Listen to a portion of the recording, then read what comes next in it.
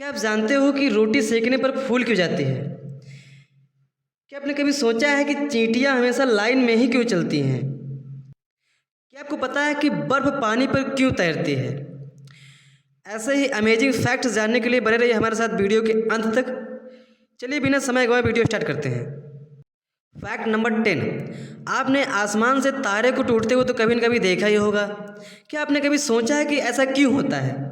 चलिए मैं आपको बताता हूँ। जैसा कि हम सभी जानते हैं कि हमारे अंतरिक्ष में अनेक उल्कापिंड घूम रहे हैं। जब ये उल्कापिंड अंतरिक्ष से वायुमंडल में प्रवेश करते हैं तो हवा की रगड़ से उनमें आग जलने लगती है। कुछ बड़े उल्कापिंड हमारी पृथ्वी की ओर आ जाते हैं, जिन्हें गिरता हुआ देखकर हम कहते हैं कि तारा टूट रहे हैं। वास्तव में वो उल्कापिंड होते हैं। Fact number 9। आपने कभी न कभी बर्फ़ को पानी के ऊपर तैरते हुए तो जरूर देखा होगा, लेकिन क्या आपने सोचा है कि ऐसा क्यों होता है? मतलब बर्फ़ पानी के ऊपर कैसे तैरती है? बर्फ़ पानी के ऊपर इसलिए तैरती है क्योंकि जब पानी बर्फ़ बनता है, यानी कि जब पानी ठोस में परिवर्तित होता है तो उसका आयतन बढ़ जाता है तथा वह तरल पानी की अपेक्षा कुछ हल्की हो जाती है। हल्के होने के कारण बर्फ़ पानी के ऊपर तैरती है। Fact number 8। आपने कभी न कभी चींटियों को लाइन में चलते हुए तो ज़रूर देखा होगा, लेकिन आपने कभी सोचा है कि चींटियाँ ऐसा क्यों करती हैं? चलिए इसके पीछे का कारण सुनिए। चींटियों के पास कुछ खास ग्रंथियाँ होती हैं जिनसे फेरोमोन्स नामक रसायन निकलता है। जब ये चींटियाँ बाहर निकलती हैं तो फेरोमोन्स छोड़ती जाती हैं, जिसे सूंघते हुए बाकी की चींटियाँ इनके पीछे एक लाइन में चलती हैं। इस प्रकार ये एक लाइन का निर्माण करती हैं। Fact number 7। बारिश के समय आपने ओले गिरते हुए तो कई बार देखा होगा, लेकिन क्या आपने सोचा है कि ऐसा ओले क्यों गिरते हैं? चलिए मैं आपको बताता हूँ। तालाबों, नदियों व समुद्र में भरा पानी वाष्प बनकर आकाश में उड़ जाता है तथा एक बादल का निर्माण करता है। यही बादल बारिश कराते हैं। लेकिन जब आसमान का तापमान शून्य से नीचे गिर जाता है तो वहाँ हवा में उपस्थित नमी एकत्रित होकर जमने लगती है तथा समय के साथ साथ ये एक बर्फ़ का टुकड़ा बना देती है। यह बर्फ़ का टुकड़ा जब भारी हो जाता है तो यह नीचे गिरने लगता है तथा पृथ्वी तक आते आते ओले का रूप ले लेता है। Fact number 6। दांत का रंग सफ़ेद ही क्यों होता है? तो इसका जवाब सुनिए। दांत का जो आवरण होता है, यानी उसकी ऊपरी परत, वो कैल्शियम की बनी होती है। कैल्शियम के सफ़ेद होने के कारण दांत हमें सफ़ेद दिखाई देते हैं। Fact number 5। आपने कभी उबले हुए अंडे को काट कर तो देखा ही होगा। उसके अंदर जो पीला वाला भाग होता है वो सफ़ेद वाले भाग से अलग क्यों होता है? चलिए मैं आपको बताता हूँ।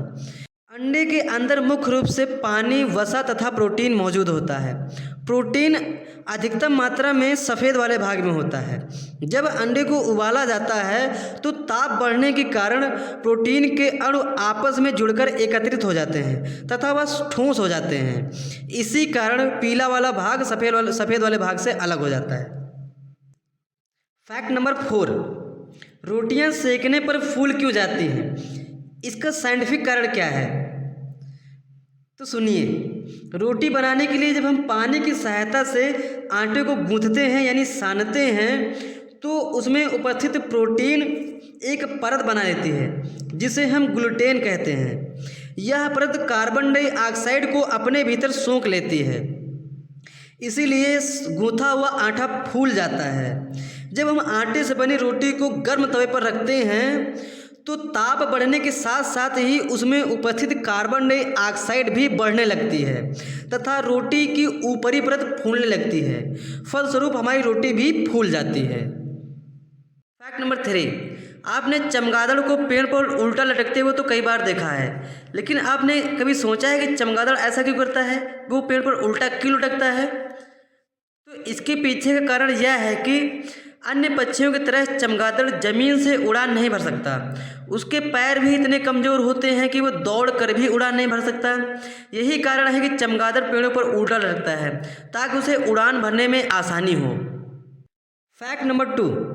मछली पानी से बाहर निकालने पर मर क्यों जाती है? चलिए इसके पीछे का साइंटिफिक कारण सुनिए। मछली एक जलीय प्राणी है। वह हमारी तरह या अन्य जीवों की तरह खुले में ऑक्सीजन नहीं ले सकती।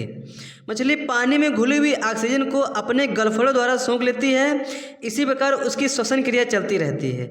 लेकिन जब मछली को पानी से बाहर निकाल दिया जाता है तो उसकी श्वसन क्रिया बंद हो जाती है तथा वह कुछ ही देर में मर जाती है। फैक्ट नंबर 1, पहले मुर्गी आई कि अंडा। इस सवाल के संदर्भ में कई सारे तर्क दिए जाते हैं, लेकिन ब्रिटेन के वैज्ञानिकों की माने तो पहले मुर्गी आई, क्योंकि शोधकर्ताओं का कहना है कि अंडे को बनने के लिए ओवोक्लाइडिन नाम के प्रोटीन की ज़रूरत होती है। यह प्रोटीन केवल गर्भवती होने के समय मुर्गियों के गर्भाशय में बनता है। इससे साफ हो जाता है कि पहले मुर्गी आई थी, लेकिन फिर मुर्गी कैसे विकसित हुई, इसका जवाब अभी तक वैज्ञानिक नहीं ढूंढ पाए। वीडियो पसंद आए तो वीडियो को लाइक, शेयर एंड सब्सक्राइब कीजिए। साथ ही साथ बेल आइकन को भी प्रेस कीजिए ताकि आने वाली वीडियो का नोटिफिकेशन सबसे पहले आपको मिल जाए। तब तक के लिए आप अपना और अपनों का ख्याल रखिए। चलिए मिलते हैं अगली वीडियो में। जय हिंद।